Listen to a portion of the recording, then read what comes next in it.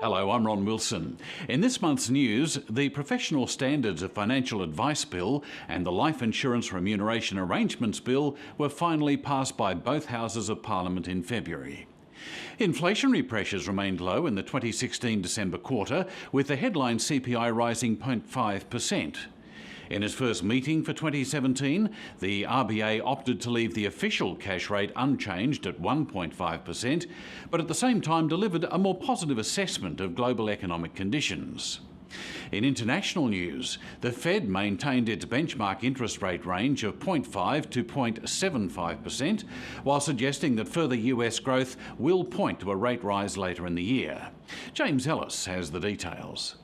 In the first week of parliamentary sittings for 2017, two key reform packages proposed by the coalition during the past year were passed by the House of Representatives and the Senate. The two bills are the Professional Standards of Financial Advisors Bill 2016 and the Life Insurance Remuneration Arrangements Bill 2016.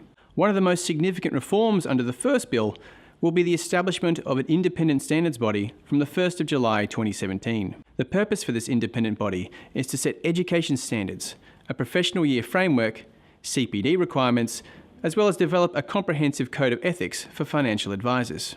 The second bill will come into effect from the 1st of January 2018. Under this legislation, financial advisors will need to transition from high upfront commissions to either hybrid or level commissions or a fee-for-service model if they have not already done so. Inflationary pressure in the Australian economy, as measured by the CPI, remained low during the December quarter of 2016.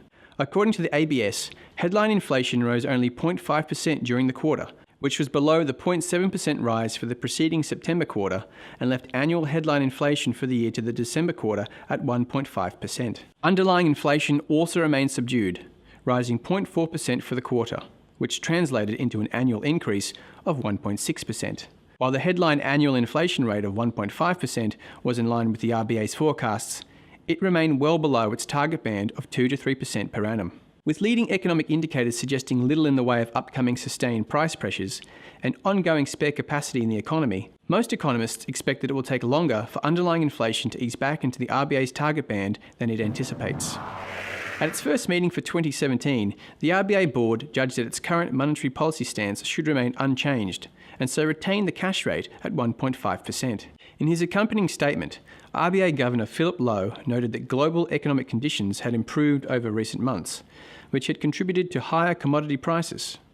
In turn, this was providing a boost to Australia's national income. The RBA continues to forecast economic growth to be around 3% over the next couple of years, boosted by further increases in resource exports, as well as consumption and non-mining business investment growth. While the announcement left out any guidance on future rate moves, it did mention that there was no longer expectations of further monetary easing in other major economies.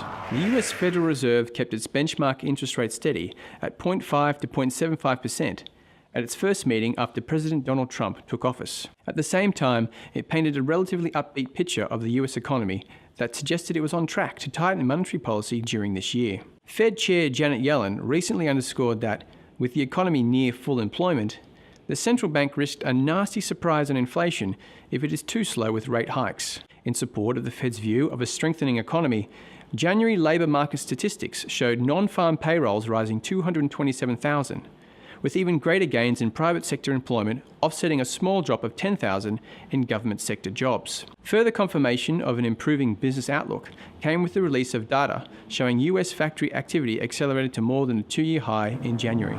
Private sector credit rose 0.7% in December 2016, largely driven by business credit growth of 1.1%. The growth in total private sector credit was the strongest monthly gain in 15 months, and pushed annual credit growth up to 5.6% in December.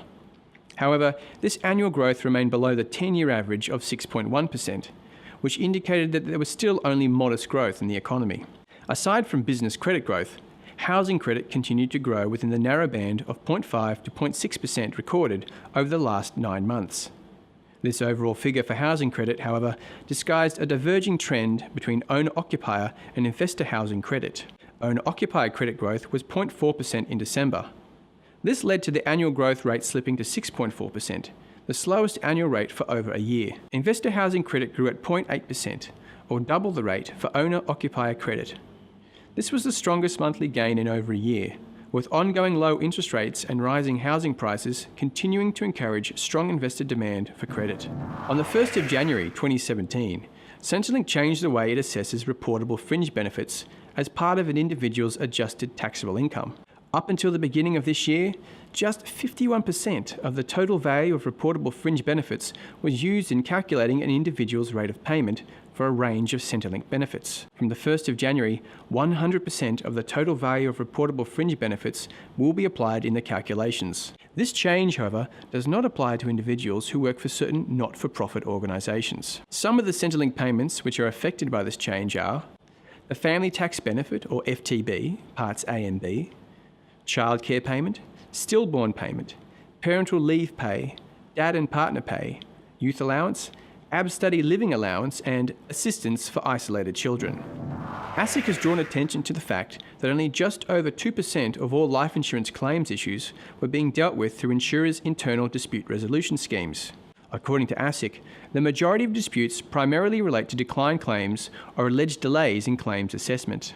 ASIC also argued that if the dispute over a consumer's life insurance claim began internally and was then lodged with the Financial Ombudsman Service or the Superannuation Complaints Tribunal, there was also significant confusion for customers. It said life insurers need to play a larger role in the resolution of inappropriately declined claims before those claims were escalated to external dispute resolution bodies. The ATO has extended the deadline for SMSF trustees to declare any tax planning arrangements under which personal services income is being diverted to their SMSF. The ATO issued Taxpayer Alert 2016-6 on the 29th of April 2016 for the purpose of warning individuals about arrangements purporting to divert income earned from their personal services to an SMSF to minimise or avoid paying tax at personal marginal rates. At that time, the ATO said that SMSF members involved in such arrangements who came forward before the 31st of January 2017 and weren't already subject to ATO compliance action would have administrative penalties remitted in full, though shortfall interest charges would still apply. This deadline has now been extended to the 30th of April 2017, in part due to the recent passage of substantial pieces of superannuation legislation.